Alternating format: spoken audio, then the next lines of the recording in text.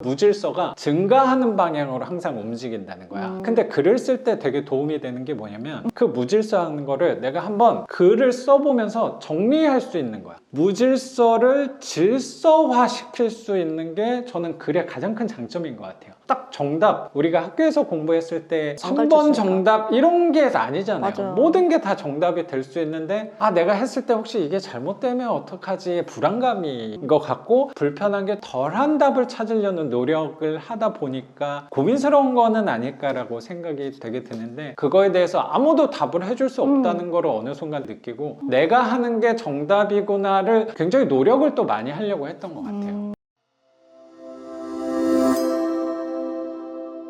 시간이 지날수록 아버지한테 물어볼 수가 없는 것들이 많이 생기는 것 같아요. 예를 들어서 뭐 대출이 10개, 20개가 되면 이제 10억, 20억이 되면 이런 거를 또 아버지한테 그만하라고 하실 게 분명한 건데 그 답을 구할 수 있는 사람이 저도 많이 없었던 것 같아요. 그러면서 저는 선생님 잘 아시겠지만 글을 쓰면서 해소를 많이 하게 된 것 같은데 그러면서 그 생각이 좀 들어요. 우리 삶을 살아가는 데 있어서 항상 생각은 엔트로피가 증가하는 방향으로 간다고 하더라고요. 질서가 없어지는 거예요. 그 엔트로피라는 거는 무질서함이라고 얘기하더라고요. 저 잘 몰라요. 그래서 그 무질서가 증가하는 방향으로 항상 움직인다는 거야. 근데 글을 쓸 때 되게 도움이 되는 게 뭐냐면 그 무질서하는 거를 내가 한번 글을 써보면서 정리할 수 있는 거야. 무질서를 질서화 시킬 수 있는 게 저는 글의 가장 큰 장점인 것 같아요. 거기서 정답이 이거야 이게 아니야는 선생님 잘 알겠지만 세상 사는데 그걸 경매하는 데 있어서 요거 문을 따는데 고민하는 데 있어서도 딱 정답 우리가 학교에서 공부했을 때 맞아요. 그런 거는 뭐 안 3번 가르쳐주니까. 정답 이런 게 아니잖아요. 맞아요. 모든 게 다 정답이 될 수 있는데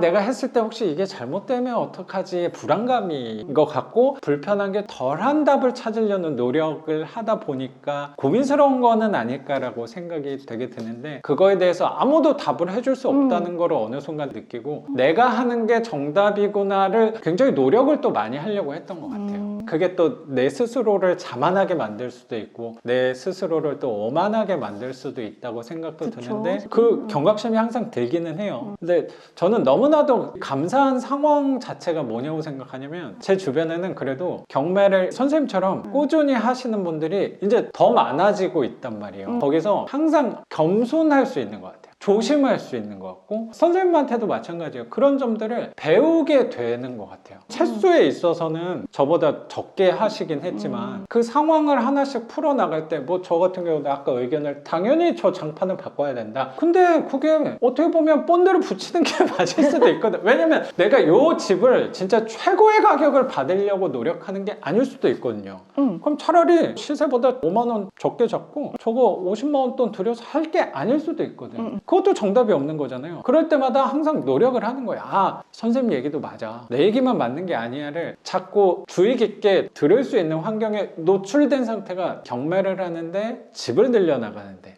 굉장히 도움을 많이 받는 것 같아요. 그리고 이게 저는 이 교육생분들하고 자연스럽게 얘기를 많이 하는 환경을 열어놨잖아요. 수업을 운영을 하면서 저는 다 제가 혼자 하다 보니까 뭐 직원도 없고 그러니까 그게 대형 학원에 비해서 안 좋은 점도 분명히 있겠죠. 불리한 점도 되게 많이 있을 건데 유리한 점은 정확히 있어요. 메리트도 있어요. 뭐 제 나름대로도 네. 노력을 해서 이거는 큰 학원은 할 수 없는 부분이야를 장점을 부각하려고 노력한 게 분명히 이런 개별로 얘기를 나눌 수 있는 거는 큰 학원은 분명히 못하는 건 맞잖아요. 맞아요. 근데 그렇게 해서 저도 되게 얻은 것과 되게 많은 것 중에 하나가 최근에 받은 물건이 그런 물건인 것 같아요. 그 물건이 수익률이 좋다 나쁘다 위치가 좋고 나쁘고 집이 컨디션이 괜찮고 나중에 개발이 된다 안 된다 그거를 떠나서 저를 계속 움직이게 만들 수 있는 원동력이 내 교육생분들이에요. 선생님이고요. 저는 그 물건이 안 보였어요. 작가님 물건이. 매일 들어가서 보는데 작가님 물건을 못 찾았어요, 저는. 그거는 뭐 저도 못 찾은 거여서 교육생분이 입찰 한다고 얘기했다가 네. 본인은 포기한다고 하셔서 내가 해야지라고 해서 뭐 우연찮게 최저가 2만 원 써가지고 그러니까. 단독으로 받긴 했거든요. 최근에 받은 것들은 보통 그런 식으로 제가 낙찰을 받게 된 것 같아요. 교육생분들이 안 한다는 거 그럼 내가 해야겠다 나 할 것도 없는데 뭐 이런 식으로 하다 보니까 작가님, 그래서 제가 요즘에 작가님을 따라 따라하고 싶은 거예요. 작가님 무슨 생각을 하실까? 작가님 무슨 생각을 할까? 작가님 무슨 책을 읽을까? 어떤 생각을 하실까?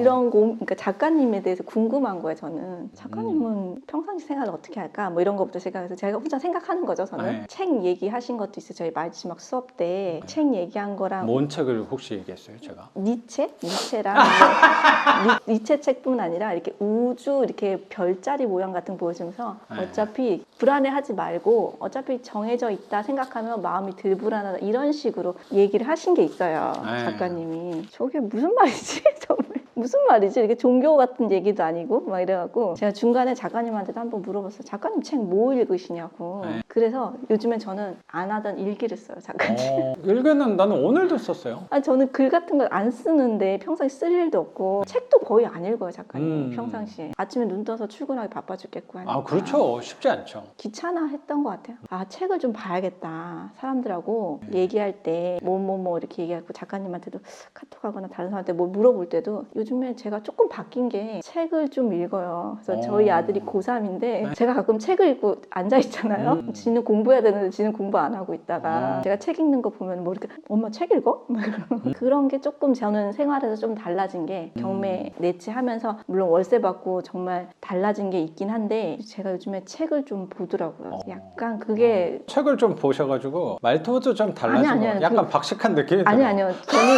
말할 때 언어가 자꾸 어휘가 딸려서 저급한 언어를 쓸 때가 있어요. 약간. 아니 근데 그 말도 저도 되게 공감이 되는데 소위 말해서 저급한 언어를 아니 가벼운 가벼운 맞아.